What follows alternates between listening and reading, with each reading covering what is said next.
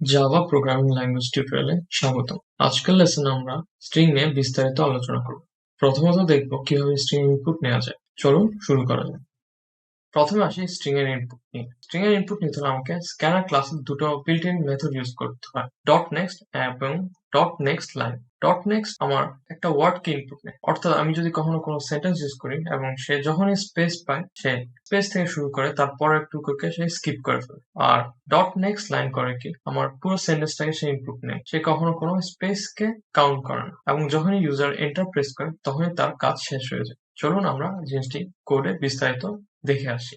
আমি কোডে এখানে প্রথমে শুরুতে একটা স্ক্যানার ক্লাস নিয়েছি এবং স্ক্যানার ক্লাসকে ইউজ করতে হলে আমাকে জাভার বিল্ট ইন লাইব্রেরিকে ইউজ করতে হবে। তো যে কারণে আমি ইম্পোর্ট করেছি স্ক্যানারকে এবং এখন আমি স্ক্যানার ডট নেক্সট কে ইউজ করতে পারবো। এবং আমার প্রথমে ইনপুটকে বোঝার জন্য আমি আউটপুট সেন্টেন্স দিয়েছি। তো আমি এখানে হ্যালো ওয়ার্ল্ড কে ইনপুট দিব। তো এখানে দেখা যাচ্ছে আমার আউটপুট 1 এ হ্যালো প্রিন্ট হয়েছে এবং আউটপুট 2 তে ওয়ার্ল্ড এবং তার সাথে একটা স্পেসও আছে। তো এটা কেন হলো? এখানে আমরা যদি দেখতে পাই, আমি প্রথমে ইনপুট দিয়েছিলাম হ্যালো ওয়ার্ল্ড এবং sc dot next next method করে কি, আমি শুরুতেই বলেছিলাম সে যখন স্পেস পায় সে স্পেসের পরের জিনিসটাকে সে স্পেস থেকে শুরু করে তারপর জিনিসটাকে সে স্কিপ করে, অর্থাৎ সে হ্যালোটাকে তার ইনপুটে নিয়েছে এবং স্পেসের থেকে শুরু করে বাকিটাকে সে পরেরটাতে সে পাস করে দিয়েছে, অর্থাৎ নেক্সট লাইনকে সে পাস করে দিয়েছে। এখন আমি দুটো ইনপুটের আগে আউটপুট সেন্টেন্স দিব যাতে আমি বুঝতে পারি কখন কার কাছে ইনপুট নিচ্ছে।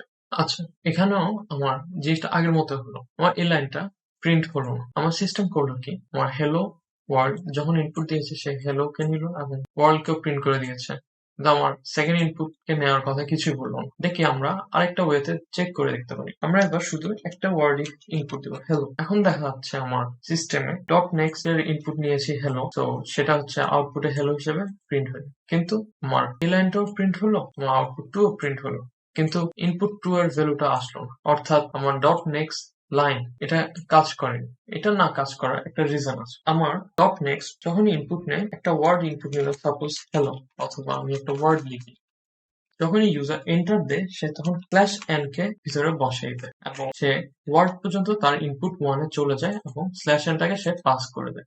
এবং নেক্সট লাইন যখন ইনপুট চেক করে সে অলওয়েজ একটা সেন্টেন্স নেয়, সে পুরো সেন্টেন্সটাই নিবে এবং স্পেস গুলোকে সে কাউন্ট করবে না, সে স্পেস গুলোকে স্ট্রিং হিসেবে। বাট যখনই ইউজার এন্টার প্রেস করে তখনই আমার কম্পাইলার অটোমেটিক্যালি একটা স্ল্যাশ এন ভিতরে দিয়ে দেয় এবং যখনই নেক্সট লাইন স্ল্যাশ এনটাকে পায় সে নেক্সট লাইন সে স্ল্যাশ এন এর আগ পর্যন্ত পুরোটাকে তার স্ট্রিং এ ইনপুট করে দেয়। তো যখন আমি হ্যালো টাইপ করতেছি তখনই ইউজার যখন হ্যালো টাইপ করে এন্টার প্রেস করে তখন একটা স্ল্যাশ এন পড়ে যায় এবং সেই স্ল্যাশ এনটা নেক্সট লাইনের ভিতর পাস হয়ে যায়, যে কারণে সে এখানে নতুন করে আর ইনপুট নেয় না। সে স্ল্যাশ এন দেখেই সে মনে করে তার ইনপুট নেওয়া শেষ এবং যে কারণে সে পাস করে, এবং এই কারণে আমার ইনপুট 2 এর আউটপুটটা না আসছে। তো এটাকে কিভাবে সলভ করা যেত? এটাকে সলভ করতে হলে আমাকে sc ডট নেক্সট লাইনটা আর দুইবার ডিক্লেয়ার করতে হবে। তাহলে হবে কি, আমার প্রথম নেক্সট লাইনটাকে সিস্টেম মনে করবে সে আমার স্ল্যাশ এনটাকে নেক্সট লাইনে নিয়ে ফেলবে, অ্যাবজর্ব করে ফেলবে, এবং যে কারণে আমার পরের নেক্সট লাইনকে যখন সে কোনো স্ল্যাশ এন পাবে না সে ওটাকে নতুন করে ইনপুট যাবে। তাহলে আমরা এখানে দেখতে পেলাম আমি প্রথম ইনপুটে হ্যালো দিলাম এবং এন্টার প্রেস করেছি। এন্টার প্রেস করার পর এটি আসলো, প্লিজ এন্টার এ স্ট্রিং, এই যে এখানে চলে আসলো, এবং এরপর আমি ওয়ার্ল্ড ইজ হিউজ দিলাম। তখন আমার নেক্সট লাইনটাও কাজ করলো ইনপুট হিসেবে এবং আমি আউটপুটে দুটোটাই পেয়ে গেছি। ঠিক আছে, চলুন তাহলে আমরা পরের টপিকে প্রসিড করি। তো আজকের লেসনে আমরা দেখতে পেলাম কিভাবে স্ট্রিং এর ইনপুট নেওয়া হয়। তো চলে যাচ্ছি পরবর্তী ভিডিওতে।